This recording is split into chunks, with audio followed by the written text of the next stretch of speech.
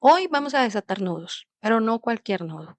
Hoy vamos a desatar esos nudos que se nos hacen en la garganta, los nudos de nuestros miedos. ¿A qué es a lo que le tememos realmente? Y lo que esos temores revelan de nosotros. ¿Sabes qué? A veces sabemos a qué le tenemos miedo y otras veces no, pero el miedo no siempre es lo que parece. Detrás de esos temores siempre hay una historia, una herida, una verdad que casi siempre evitamos mirar de frente, ¿no? Hoy vamos a hablar precisamente de esos miedos. Así que bienvenidos al primer episodio de este viaje mental y emocional. Esto no va a ser un podcast cualquiera. Aquí yo quiero que no solamente hablemos, descubramos, porque nos pasa en muchas ocasiones que tenemos todo para ser felices y aún así se siente un vacío extraño, ¿no? Empecemos por definir exactamente qué es el miedo. En la psicología, especialmente en enfoques como el psicoanálisis, se habla de los mecanismos de defensa. Estos como reacciones automáticas que usamos sin darnos cuenta para protegernos del dolor emocional. Por ejemplo, cuando alguien ha pasado por situaciones difíciles o muy demandantes en su infancia, su mente puede haber aprendido ciertos trucos para no sentirse tan mal, como negar lo que le duele, distraerse, culpar a otros o minimizar lo que le pasó. Desde una mirada evolutiva, estos mecanismos se desarrollan con el tiempo como una forma de adaptarse emocionalmente, como si fueran una especie de escudo que la mente construye para sentirse segura cuando el entorno no lo fue. Por eso estos mecanismos de defensa no son malos en sí mismos, son como una especie de kit de emergencia emocional. Estos siempre los usamos cuando no sabemos cómo manejar lo que sentimos. El problema es que si seguimos usando estas mismas estrategias toda la vida, por ejemplo, evitar siempre el conflicto, esconder lo que sentimos, fingir que todo está bien, va creando una olla a presión dentro de nosotros y termina alejándonos de los demás. Y peor aún, retrasa nuestro autoconocimiento para poder empezar a utilizar herramientas que realmente nos liberen, que realmente nos permitan conocernos para evitar que nos sigan maltratando, que sigamos cayendo en las mismas relaciones tóxicas o nocivas. Así que, en resumen, los mecanismos de defensa que genera el miedo nos protegen en su momento, sí, nos ayudan a sobrevivir emocionalmente, claro, pero si no los actualizamos pueden terminar limitándonos. En un contexto más específico, tenemos varios mecanismos de defensa y aquí les voy a dar algunos ejemplos. Ejemplo uno, el mecanismo de represión. ¿Qué es? Cuando inconscientemente bloqueamos recuerdos o emociones dolorosas para no sentirlas. Por ejemplo, una persona que vivió una experiencia traumática en la infancia y no puede recordarla conscientemente, pero tiene síntomas emocionales, como ansiedad o miedos sin causas aparentes. El segundo, la racionalización. Este es justificar con lógica una acción o emoción que en el fondo nos duele o nos incomoda. Por ejemplo, cuando decimos, no me llamó porque seguro está ocupado, no porque no le importa, cuando en realidad sí me está doliendo porque no me llama, porque no me siento su prioridad. En el tercer puesto tenemos la proyección. La proyección es atribuir a otros sentimientos o deseos que en realidad son míos, pero no puedo aceptar, como una falsa imagen de la realidad, ¿no? Es como un delirio aparente. Volviendo a esto, que todo lo que es socialmente aceptable, eso sí es mío, pero todo lo que se considere doloroso o poco gratificante es ajeno a mí, no puedo ser yo. Ejemplo, pensar en ser infiel y tener miedo de que la pareja sí lo esté siendo, o proyectar su inseguridad por cualquier aspecto físico o de personalidad, comparándose constantemente con las personas cercanas a la pareja que le parecen atractivas. En el cuarto lugar tenemos la negación. Esta es eludir o rechazar una realidad complicada o dolorosa como si no existiera para no enfrentar el conflicto.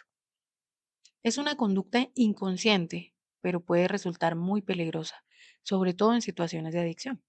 Cuando se niega a padecer una enfermedad o asegurar que tiene el consumo totalmente bajo control, las personas de su entorno suelen darse cuenta de su autoengaño consciente, pero la persona que experimenta eso es para él es su auténtica realidad.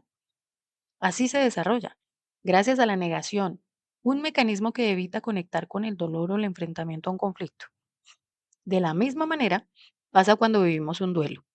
Este es un mecanismo de fácil activación y se caracteriza por ser una de las fases por las que cruza precisamente un proceso emocional tan duro como el duelo. La negación simplemente evita aceptar la realidad para no experimentar el dolor que implica asimilar lo sucedido. En el ejemplo tenemos cuando peleamos con un ser querido y nos decimos, me da igual, pero ese me da igual es para evitar que nuestra autoestima se afecte. Otro ejemplo claro puede ser cuando estamos iniciando una relación y tenemos súper idealizada a la pareja y nos negamos a reconocer conductas que pueden estar calificadas como las famosas banderas rojas, donde se cae en la permisividad de conductas dañinas, dolorosas, hirientes, de menosprecio, de trato hostil, pero que dentro de la negación favorece el crecimiento de un vínculo al que obstinadamente queremos aferrarnos para evitar enfrentar el abandono, para evitar enfrentar la soledad, el miedo e incluso a decepcionar a otros. En el quinto mecanismo de defensa tenemos la intelectuación, y es cuando usamos la razón y el análisis excesivo para evitar conectar con las emociones. Y esto es válido, pero igualmente usado en exceso cae en la evasión de la realidad. Ejemplo, cuando las personas pierden un trabajo, pueden evitar el dolor emocional de esta forma de rechazo, haciendo un análisis de tasas de desempleo o de la razón económica que tenía la empresa para entender por qué canceló mi contrato. Pero la intención real es no afrontar la emoción negativa que me genera este despido. Ahora, otro ejemplo es cuando la pareja es infiel. Y por no enfrentar el hecho, intelectualizamos la situación enfocándose en razones abstractas que no nos permitan dar lugar a la tristeza o al enfado. Este se activa reprimiendo emociones de ira, dolor, impotencia o angustia en el inconsciente, pasando toda la atención al pensamiento racional, por lo que desde el marco de un psicodiagnóstico es la manera en que mantenemos la distancia para neutralizar los efectos. Y como último mecanismo de defensa tenemos la desvalorización. Es cuando le restamos valor a algo o a alguien que en el fondo deseamos o nos afecta. Ejemplo, cuando decimos, "Bah, ni que fuera el mejor trabajo", pero en realidad nos está doliendo mucho que nos hayan rechazado o no haberlo conseguido. Bueno, pero ¿y cómo se relaciona todo esto con el desarrollo evolutivo? Desde la psicología evolutiva, estos mecanismos aparecen como respuestas a los desafíos del desarrollo. Especialmente aparecen en la infancia y en la adolescencia, cuando todavía no contamos con herramientas emocionales maduras. Por ejemplo, un niño que no recibe afecto puede desarrollar la represión emocional como forma de protegerse del dolor de no ser amado.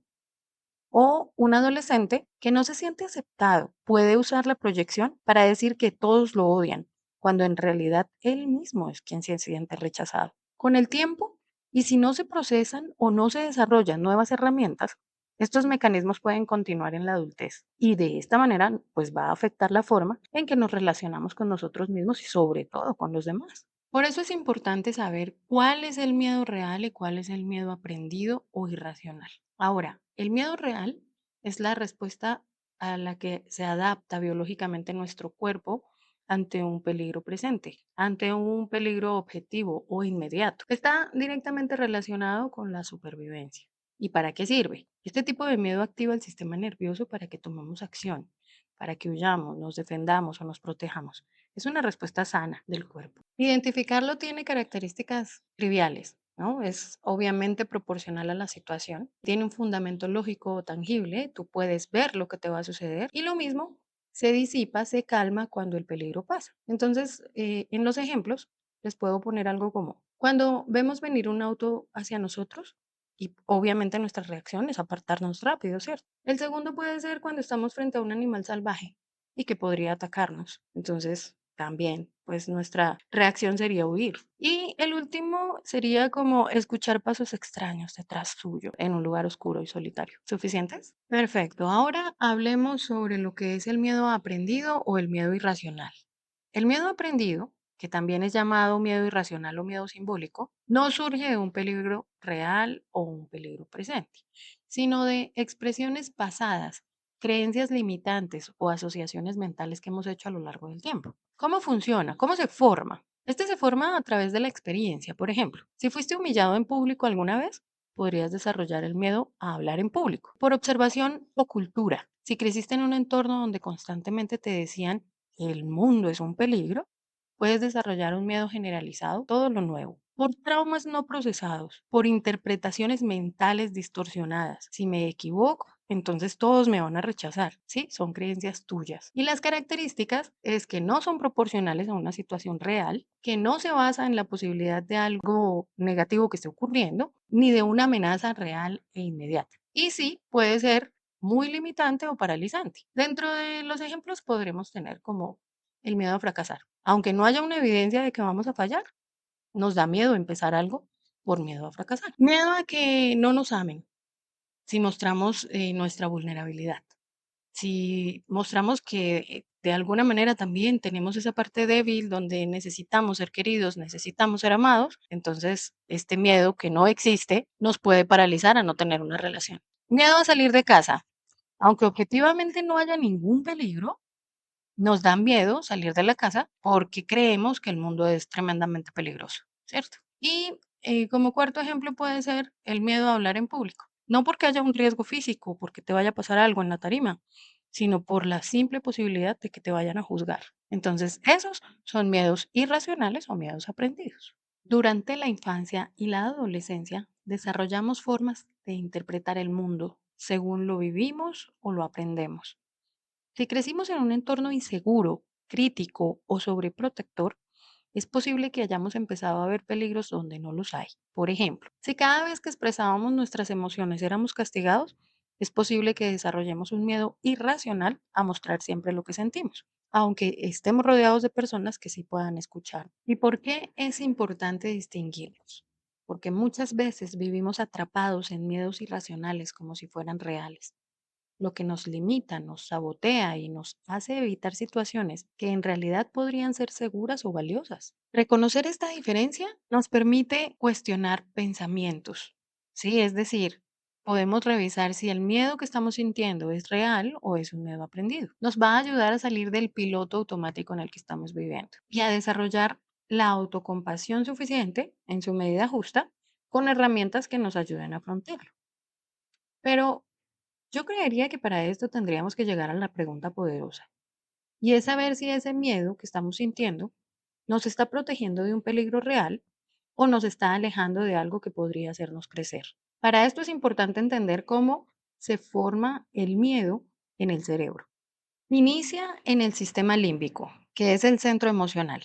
Es una red de estructuras cerebrales que se encarga de gestionar nuestras emociones, especialmente las más primitivas, como es el miedo, la ira o el placer. El segundo órgano que interviene es la amígdala, que es la alarma del cerebro. Está dentro del sistema límbico y es como un sensor de peligro. Cuando percibimos algo como amenazante, sí, algo así como un ruido, una mirada rara, un recuerdo doloroso, la amígdala se activa automáticamente. ¿Y qué hace? Lanza una señal de alarma que indica el peligro.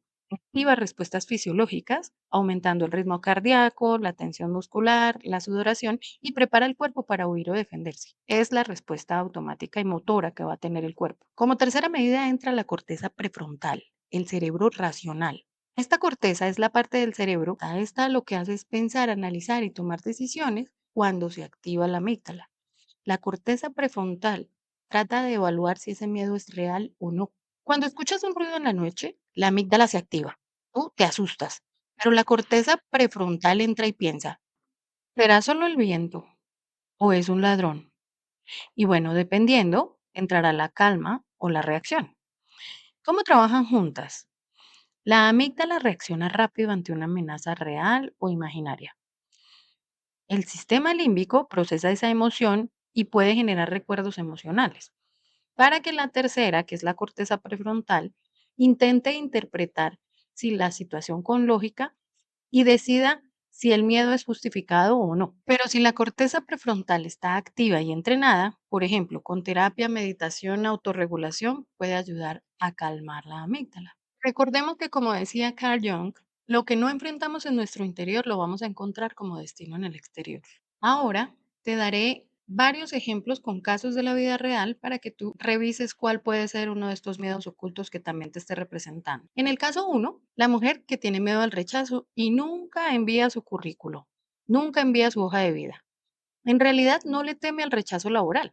Ella le teme a revivir la inseguridad de su infancia, donde tal vez nunca fue cualquier trabajo hecho por ella suficiente para sus padres. En el segundo tenemos el hombre que tiene miedo a estar solo, pero se sabotea en todas las relaciones. Realmente él no le teme a la soledad, él le teme a ser visto tal y como es. En el tercer caso, el adolescente que le tiene miedo a hablar en público. Y su miedo real no es ni siquiera al público, es a no ser aceptado, es a ser juzgado como en la escuela cuando fue humillado por participar. En el caso 4 tenemos a la mujer que le tiene miedo al fracaso. En este caso tenemos una chica llamada Clara Ella tenía 32 años y trabajaba en una empresa desde hacía varios años. Siempre tuvo el sueño de ser emprendedora, de abrir su propio negocio, que era una pastelería, algo que le apasionaba profundamente. Y durante mucho tiempo estuvo formándose, ahorrando dinero, soñando con dar ese primer paso.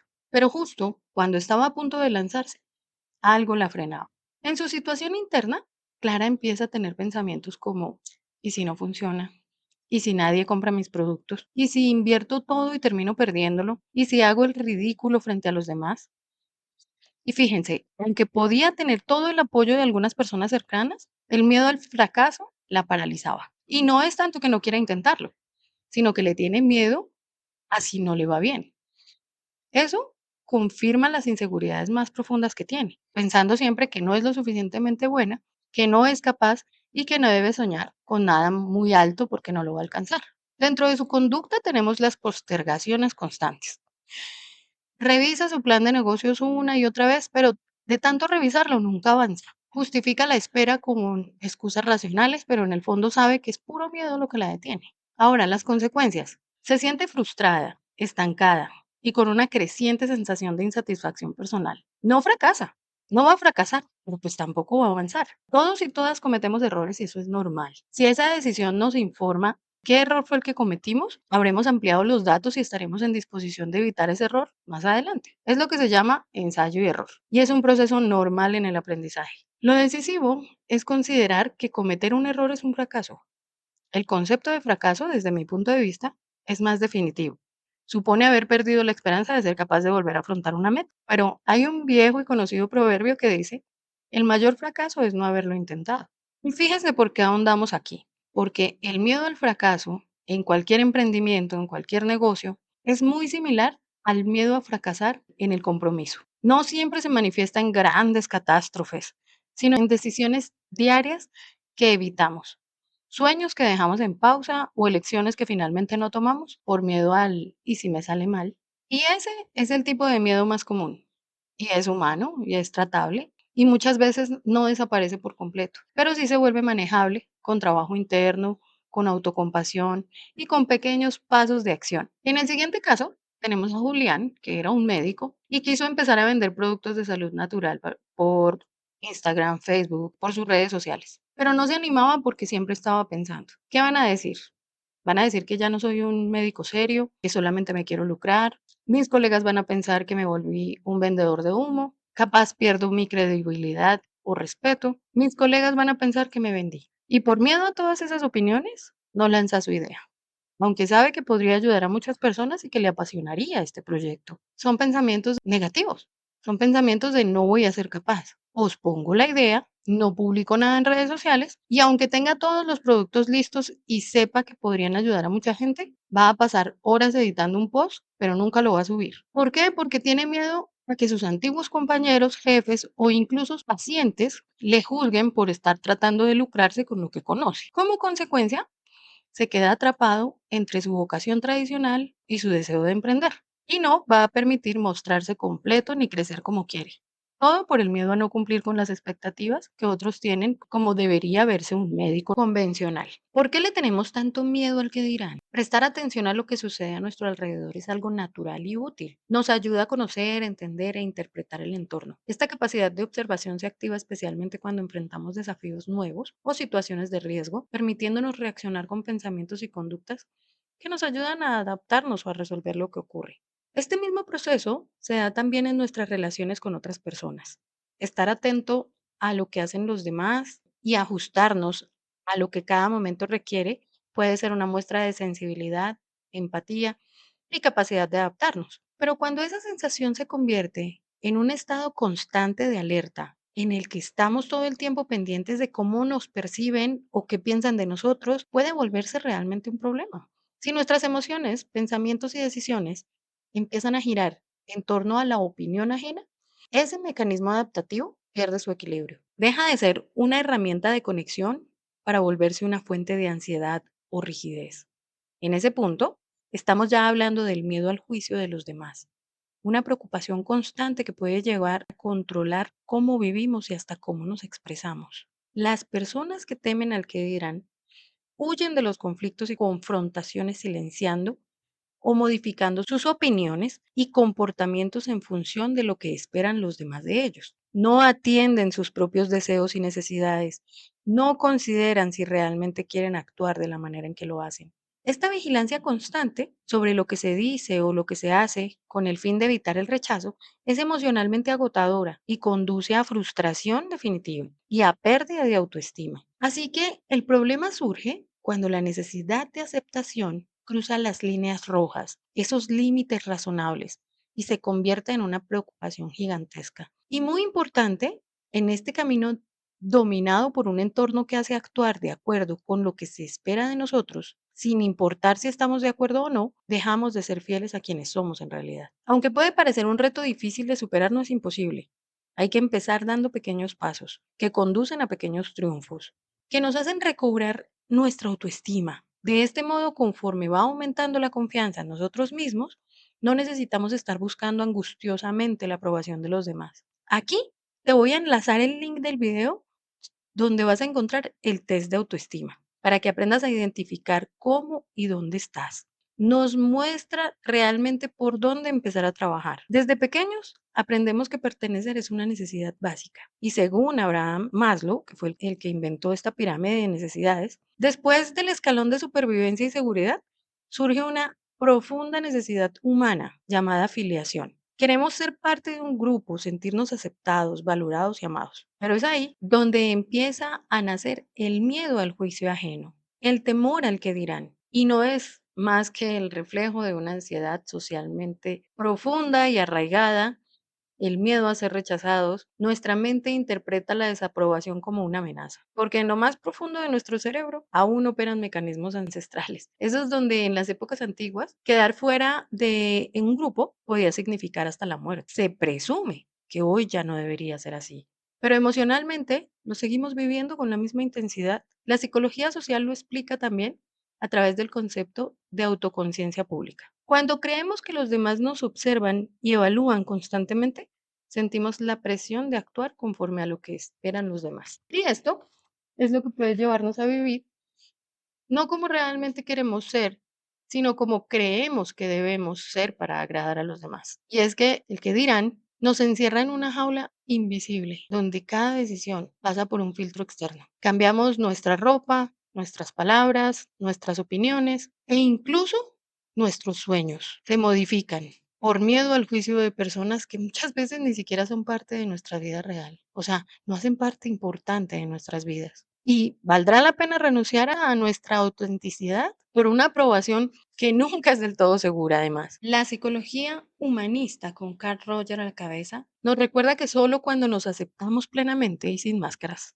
comenzamos a experimentar una verdadera libertad emocional. Superar el miedo al que dirán no significa ignorar por completo a los demás, no, sino darle más peso a nuestra voz interior, más peso a la voz nuestra que a las voces externas. Eso significa vivir el ser, no desde la apariencia, porque al final del día quienes realmente importan no nos impide que actuemos como somos, ni nos piden que seamos como otros. Siempre van a amar y a querer y agradarles que seamos nosotros mismos sin miedo. En este espacio te voy a dar unos tips para identificar cómo enfrentar los miedos, saber cuáles son los que me atacan y cómo los puedo enfrentar. No olvides que entrar en una terapia formal te puede mostrar lo que en el espejo tú no ves. Ahora, convéncete que tus miedos irreales son simplemente cuestión de reconocerlos, enfrentarlos, trabajar en medir y fortalecer el autoestima es principal. Ten en cuenta lo siguiente, que sé que te van a ayudar a confiar un poquito más en ti.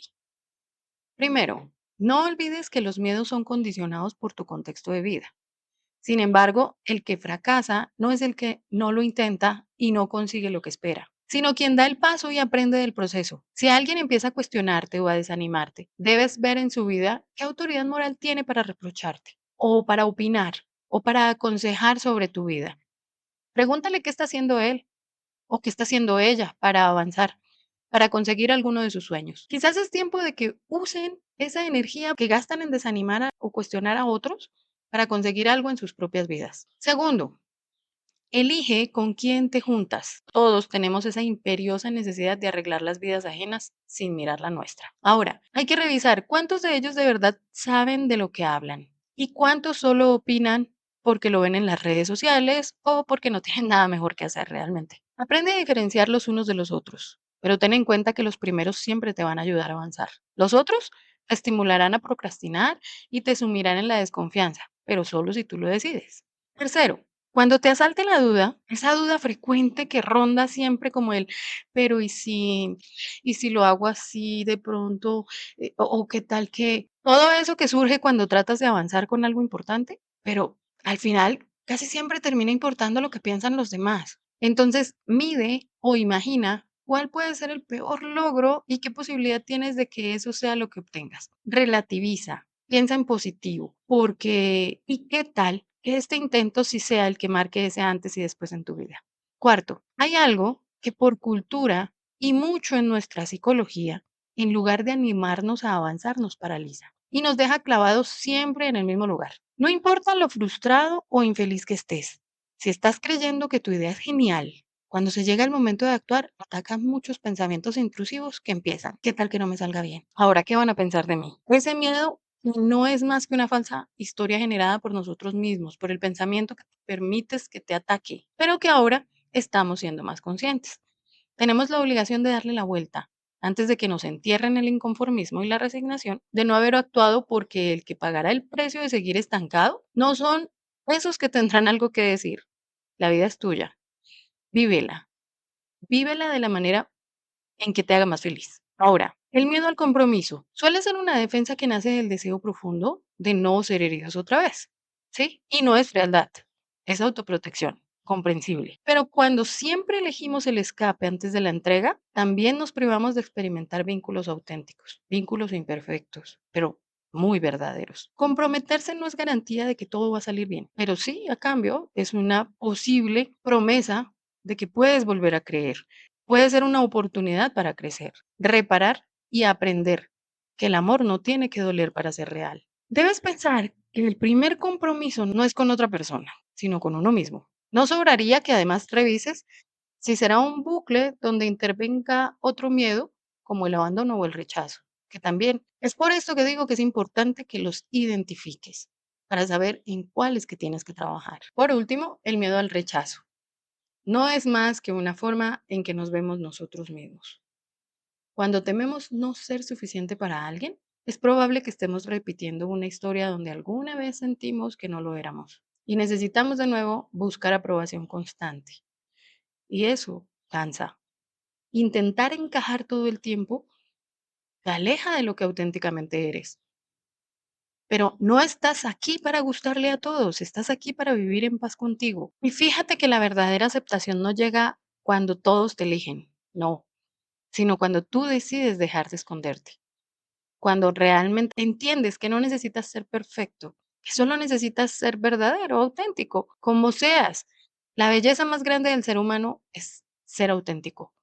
Es una sonrisa, una forma de ser y trabajar en tu autoestima. La seguridad en uno mismo y el amor propio no solo se nota, también se contagia y en automático inspiras admiración.